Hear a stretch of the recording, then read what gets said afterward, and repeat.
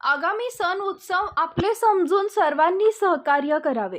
कायदा व सुव्यवस्था अबाधित राखण्यासाठी सर्वांनी सहकार्य करावे, कारण आगामी सण उत्सव गणपती, ईद असे सर्वच सण समाजाच्या लोकांनी एकत्र येऊन सण उत्सव साजरे करावे, असे प्रतिपादन पोलीस अधीक्षक कुमार चिंता यांनी केले। अगरवाल मंगल कार्यालय पुसद इथं शांतता समितीची बैठक पार पडली।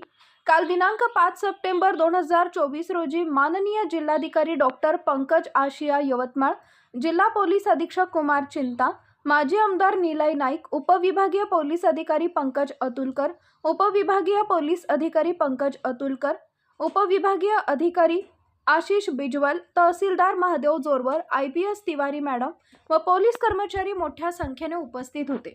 यांच्या उपस्थितीत शांतता समितीची सभा पार पडली।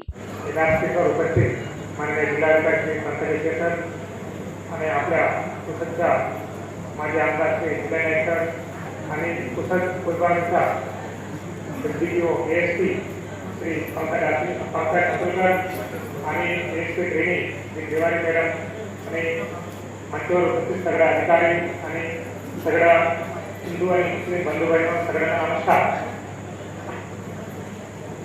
आपल्याला महाराष्ट्रामध्ये गणपती म्हणजे जस्ट एक त्योहार झालेला नाही, आपल्या पूर्ण कल्चरमध्ये पार्ट आहे।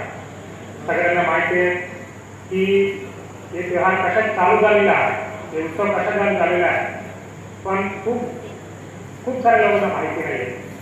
1893 म्हणजे 1893 बाळगंगाधर टिळकने गणेश उत्सव म्हणून चालू केलेला होता। त्या दरम्यान जेव्हा त्याने चालू केलेला आहे तेव्हा आपला पूर्ण भारतमध्ये एज्युकेशन म्हणजे लिटरसी रेट खूप कमी होता। त्यामुळे आपल्या लोकांना अगर स्वातंत्र्याबद्दल सांगितण्यासाठी त्यांना काही कळत नाही, स्वातंत्र्य म्हणजे पण कळत नाही, त्यांना लोकांना एकत्रसाठी आणण्यासाठी हे गणेश उत्सव चालू करून लोकांना म्हणजे गणेश उत्सवाच्या दरम्यान त्यांना स्वातंत्र्य कशा आपल्याला पाहिजे म्हणून ते चालू केला। तेव्हापासून चालू झालेलं आहे, आतापर्यंत पण आपला हे उत्सव चालू आहे।